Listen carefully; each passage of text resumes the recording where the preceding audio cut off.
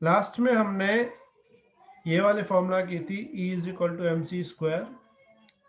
ये फॉर्मूला कब यूज करनी है? When mass is in kilogram.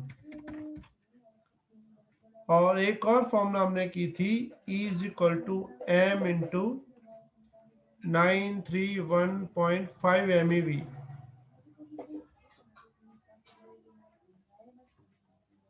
ये कब यूज करनी होती है? When mass is in AMU। AMU का मतलब याद है? Atomic mass unit. याद है ऐसा कुछ कि भूल गए सब? याद है सर। विशाखा, मुझे लगता है तुझे सिर्फ याद है, बाकी सब तो हर लेक्चर में सो रहे हैं, कोई रिस्पांस नहीं है। याद है सर। हाँ सर याद है। तो बोलो, से मुंह से कुछ बोलो, पता चले। जो सबको मैं रिमूव कर दूंगा अभी यहाँ से।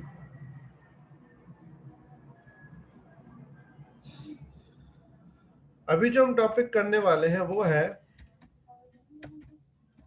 Binding energy. किसी को पता है व्हाट इज आयोनाइजेशन एनर्जी?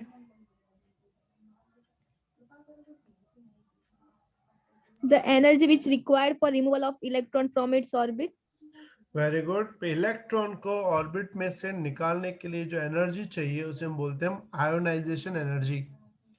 अच्छा ये बताओ, एनर्जी चाहिए क्यों? इलेक्ट्रॉन अपने आप बाहर नहीं आ सकता?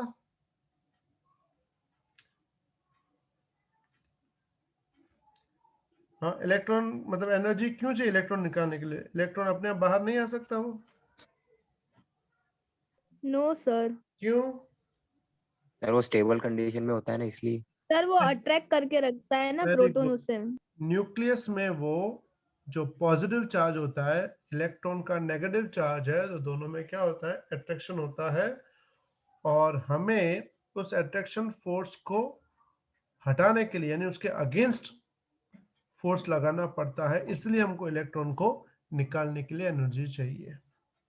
सेम चीज न्यूक्लियस के अंदर होते हैं प्रोटॉन्स और न्यूट्रॉन्स। तो तुम्हें पता है प्रोटॉन्स और न्यूट्रॉन्स के बीच में कौन सा फोर्स होता है न्यूक्लियस के अंदर? Strong nuclear force. Very good, it is strong nuclear force. अगर स्ट्रॉन्ग न्यूक्लियर फोर्स के अगेंस्ट हम ऐसा फोर्स लगाएं जैसे कि हम न्यूक्लियस में से प्रोटॉन या न्यूट्रॉन्स को अलग कर सके, प्रोटॉन को अलग कर सके, न्यूट्रॉन को अलग कर सके, उस वक्त जो हमें एनर्जी देनी पड़ती है उस एनर्जी को हम लोग नाम देते हैं बाइंडिंग एनर्जी। मतलब binding is a one type of ionization energy. बस फर्क इतना है, आयोनाइजेशन में इलेक्ट्रॉन को बाहर निकालना होता है, बाइंडिंग एनर्जी में न्यूक्लियस में से प्रोटॉन और न्यूट्रॉन्स को बाहर निकालना होता है। तो हम लोग फिर ऐसे लिखेंगे,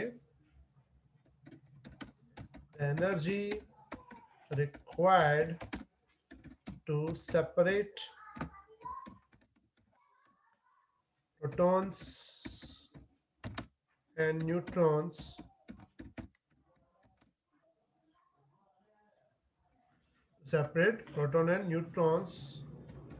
in a nucleus. The energy required to separate protons and neutrons in a nucleus is known as binding energy.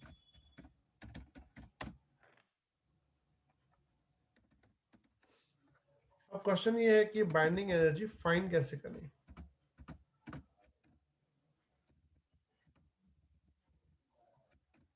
Normally समझो एक न्यूक्लियस है X,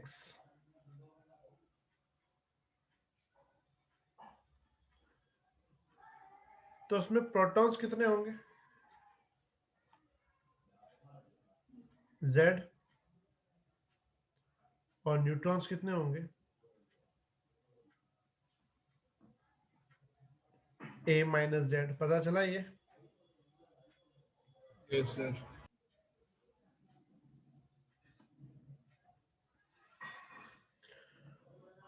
अब अगर समझो इसका मास है m, टोटल मास, तो इसका मास होगा z times of mass of proton, इसका मास होता है n times of mass of neutron, क्योंकि a माइनस जेड का मतलब न्यूट्रॉन्स होता है। ठीक है, मतलब इस मास में से ये दोनों मास अलग करने हैं। For all nucleus, for all nucleus, जितने भी न्यूक्लियस होते हैं उनमें z times of proton plus n times of neutron का जो मास है वो एक्चुअल मास से बड़ा होता है। मीनिंग नॉर्मल लॉजिक कैसे होते हैं बे, समझो एक पेन है तुम्हारी 10 ग्राम की, पेन है तुम्हारे पास 10 ग्राम की, अगर तुम उसका दो टुकड़े करो, तो दोनों टुकड़ों का टोटल मास कितना होगा? 10 ग्राम। लेकिन न्यूक्लियर में कैसा होता है कि एक एलिमेंट में प्रोटॉन न्यूट्रॉन दोनों है, लेकिन अगर हम प्रोटॉन न्यूट्रॉन को अलग कर दें ना, तो प्रोटॉन न्यूट्रॉन का मास ज्यादा हो जाता है, बढ़ जाता है मास। तो ज्यादा मास आता कहाँ से आता है मास? तो यहां आती है आइंस्टाइन की थ्योरी ऑफ रिलेटिविटी। मतलब जो एनर्जी हम एटम मतलब न्यूक्लियस को देते हैं प्रोटॉन न्यूट्रॉन को अलग करने के लिए, वो एनर्जी कन्वर्ट हो जाती है मास में, जिसकी वजह से प्रोटॉन न्यूट्रॉन का मास क्या हो जाता है? बढ़ जाता है। क्लियर? मतलब कि न्यूक्लियस के अंदर पूरे का मास जो भी होगा, अगर मैं उसको सेपरेट कर दूं, प्रोटॉन से अलग कर दूं, न्यूट्रॉन से अलग कर दूं, तो प्रोटॉन्स का इंडिविजुअल मास, न्यूट्रॉन का इंडिविजुअल मास उनके टोटल कंबाइंड मास से हमेशा ज्यादा होता है। जस्ट एग्जांपल दूं, जैसे कि ऑक्सीजन है 816, तो इसमें कितने प्रोटॉन्स होंगे? 8। कितने न्यूट्रॉन्स होंगे? 8। जो प्रोटॉन होता है ना, उसका मास कितना होता है? प्रोटॉन का मास होता है 1.00727, और न्यूट्रॉन का मास कितना होता है? 1.00866। पूरे ऑक्सीजन का मास होता है 16 म्यू, ये सब म्यू में मास है। तो अगर मैं इसको सॉल्व करूं, 8 इंटू 1.00727, तो ये बन जाएगा 8.05816, और ये बन जाएगा 8 इंटू 1.00866, तो ये बन जाएगा 8.06928। अगर इन दोनों को मैं प्लस कर दूं, 8.05816 प्लस 8.06928, तो ये बन जाएगा 16.12744। तो इस 16 में से क्या बन गया? 16.12744। डिफरेंस क्या आएगा?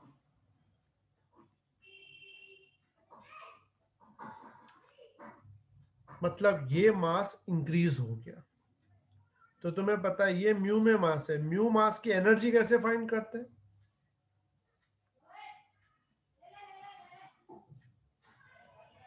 तो मैंने यहाँ पे फॉर्मूला लिखी हुई है, E is equal to mu mass कितना है? 0.12744 इंटू मल्टीप्लाई किससे करेंगे? 931.5 से। तो इसको अगर मैं 931.5 से मल्टीप्लाई करूं, तो ये मिलेगा अप्रोक्सीमेटली 118.71 MeV। इसका मतलब ये हुआ कि ऑक्सीजन के न्यूक्लियस में से प्रोटॉन न्यूट्रॉन्स को अलग करने के लिए मुझे कितनी एनर्जी प्रोवाइड करनी पड़ेगी? 118.71 MeV। समझ में आई सबको बात? क्लियर? Yes, sir. तो इसमें सबसे पहले हमने क्या किया? प्रोटॉन का मास फाइंड किया, न्यूट्रॉन का मास फाइंड किया, उसमें से ओरिजिनल मास माइनस कर दिया। तो इसको हम नाम देते हैं मास डिफेक्ट। क्या नाम देते हैं? Mass defect. मास डिफेक्ट कैसे फाइंड करते हैं? Z times of mass of proton plus n times of mass of neutron minus total mass, मतलब ये प्रोटॉन का मास प्लस न्यूट्रॉन का मास माइनस टोटल मास। जैसे यहाँ पे प्रोटॉन का मास था 8.05816, न्यूट्रॉन का मास था 8.06928, दोनों का प्लस किया, माइनस क्या कर दिया हमने 16। मास डिफेक्ट करने के बाद हम क्या फाइंड करेंगे, बाइंडिंग एनर्जी। और बाइंडिंग एनर्जी कैसे फाइंड करेंगे, delta E is equal to delta M into 931.5 MeV। आई बात बेटा समझ में, क्लियर एवरीवन? Yes, sir. दूसरी बात, इसमें एक और टर्म इंपॉर्टेंट है, it is called binding energy per nucleon. Binding energy per nucleon, उसको बोलते हैं EBN। EBN का मतलब होता है delta E divide by A, जहाँ A का मतलब होता है एटॉमिक मास नंबर। जैसे यहाँ पे अभी ऑक्सीजन का फाइंड किया, अगर मुझे इसका EBN फाइंड करना होता तो 118.71 को मैं डिवाइड करता 16 से। अगर तुम इसको 16 से डिवाइड करो तो वैल्यू मिलेगी 7.42। इस नंबर का क्या मतलब होता है कि पूरे न्यूक्लियस को तोड़ने के लिए तो चाहिए 118, लेकिन अगर पूरा न्यूक्लियस नहीं तोड़ना, सिर्फ एक प्रोटॉन या फिर एक न्यूट्रॉन को निकालना हो, अकेले प्रोटॉन या अकेले न्यूट्रॉन को निकालना हो, तो हमें एनर्जी देनी पड़ेगी 7.42। यानी सबको अलग करना है तो 118, लेकिन अगर किसी भी एक को निकालना है तो कितनी एनर्जी देनी पड़ेगी, 7.42 MeV। समझ में आया बेटा बात, क्लियर? Yes, sir. तो फिर से बोल रहा हूँ, हेलो पहले सर। पहले बाइंडिंग एनर्जी फाइंड करना हो तो सबसे पहले तुम्हें क्या फाइंड करना पड़ता है, मास डिफेक्ट। मास डिफेक्ट कैसे फाइंड करते हैं, Z times of proton plus N time neutron times of mass of neutron minus total mass. फिर जो भी वैल्यू मिलेगी उसको किससे मल्टीप्लाई, 931.5 से, और बाद में इसको डिवाइड बाय A कर देंगे। समझ में आई सबको बात, क्लियर एवरीवन?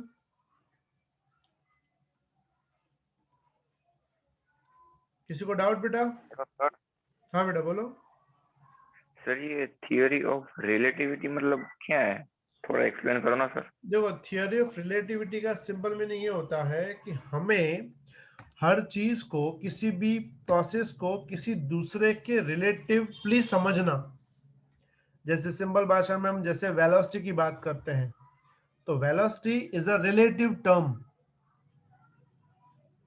वेलोसिटी हमेशा क्या होता है, किसी ऑब्जेक्ट को देख के बनाई जाती है। टाइम हम किसके रिलेटिव फाइंड कर रहे हैं, वेलोसिटी, तो वेलोसिटी किसके रिलेटिव, मतलब कोई भी एक क्वांटिटी का ऑब्जर्वेशन अगर हम कर रहे हैं तो हमें ये देखना पड़ता है कि उस क्वांटिटी का ऑब्जर्वेशन किसके रेफरेंस में हो रहा है। जैसे यहाँ पे हम लोग मास देख रहे थे, डिफरेंस क्या आया, मास। तो मास किसके रिलेटिव था, तो मास किसके रिलेटिव था, एनर्जी के रिलेटिव। समझ में आया बेटा बात? क्योंकि आइंस्टाइन से पहले क्या था, मास अलग होता था, एनर्जी अलग होती थी, दो एक अलग अलग फिनोमिनन होते थे। मास कभी एनर्जी में कन्वर्ट नहीं होता था, एनर्जी कभी मास में, लेकिन बाद में पता चला कि mass is also form of energy and it can be converted into energy, या energy is also converted into mass. मतलब किसी भी क्वांटिटी का दूसरे रिलेटिव क्वांटिटी के रिस्पेक्ट में डिफाइन करेंगे, उसको बोलते हैं रिलेटिविटी। सिंपल बात है, रिलेटिविटी मतलब रिलेटेड, क्लियर? Yes sir. ठीक है, तो चलो ये फटाफट लिख लो, लिख के मुझे मैसेज करो फास्ट। तो पूरा ध्यान दो इसमें, अभी तुम्हें एक न्यूमेरिकल करना है। स्क्रीन दिख रही है सबको?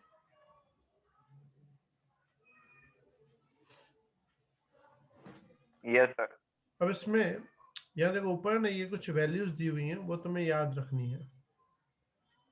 जैसे कि यहाँ पे लिखा है MH, MH का मतलब होता है मास ऑफ प्रोटॉन, क्योंकि H का सर ये मतलब होता है हाइड्रोजन, और हाइड्रोजन में एक ही प्रोटॉन होता है, इसलिए प्रोटॉन, ये तुम्हें याद रखना है, या तुम्हें नॉर्मली क्वेश्चन में गिवन होगा। और ये जो सामने लिखा है मास ऑफ न्यूट्रॉन है, ठीक है। अब क्वेश्चन नंबर 13.3 पे कॉन्सेंट्रेट करो, एग्जाम्पल 13.3, सॉरी एक्सरसाइज का 13.3। क्या बोला हुआ है? Obtain the binding energy of nitrogen nucleus. Nitrogen की बाइंडिंग एनर्जी फाइंड करनी है। नाइट्रोजन में क्या दिया हुआ है? नाइट्रोजन है 714। मुझे बताओ इसका एटॉमिक मास नंबर क्या होगा?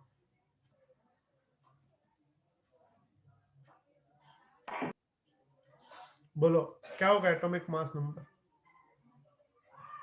14 इसका Z क्या होगा? 7 7 नंबर ऑफ न्यूट्रॉन्स क्या होंगे? 7 7 ठीक है, यहाँ बोला हुआ है नाइट्रोजन का खुद का मास दिया है कैपिटल M 14.00307 म्यू।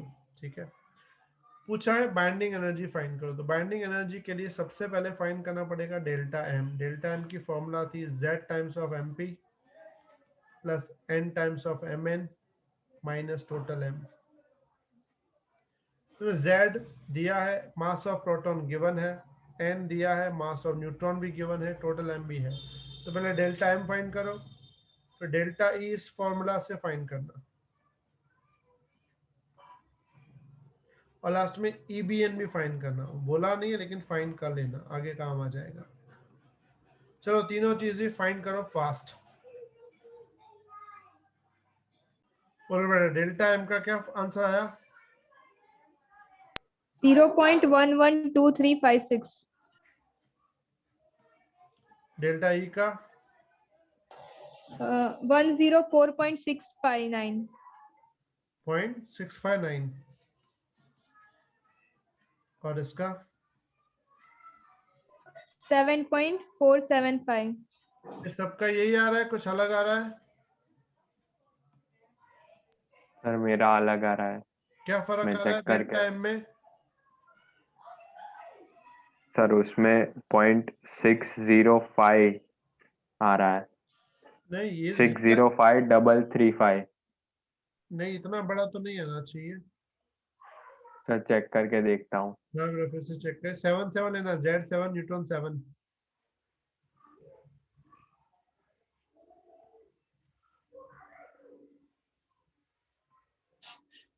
फिर सब लोग अच्छे से चेक करो।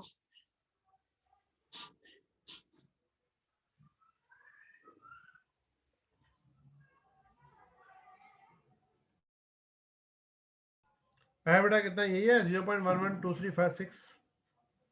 Yes sir. तेरा बेटा एरिन, हाँ सर यही है। और डेल्टा आई और EBN सबका आ गया बेटा? हटा दूं? Clear everyone? Yes sir. ठीक है, तो मैं अभी ना इस लिंक को बंद कर रहा हूँ, तुम लोग लिंक पे क्लिक करके वापस आ जाओ फास्ट।